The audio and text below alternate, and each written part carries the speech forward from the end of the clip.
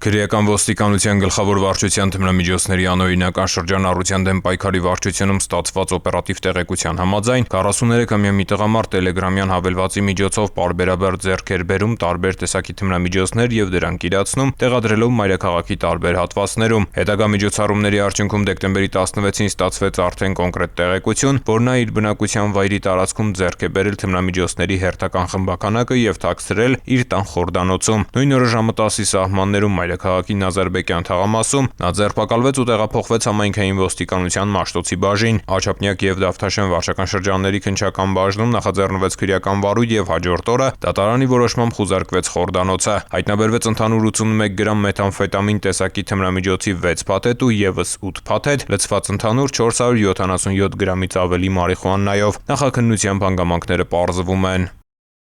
Ծանուցում ենթադրյալ հանցանքի մեջ կասկածվողը կամ մեղադրվողը համարվում է անմեղ, քանի դեռ նրա մեղավորությունը ապացուցված չէ Հայաստանի Հանրապետության քրեական դատավարության օրենսգրքով սահմանված կարգով, դատարանի օրինական ուժի մեջ մտած դատավճռով։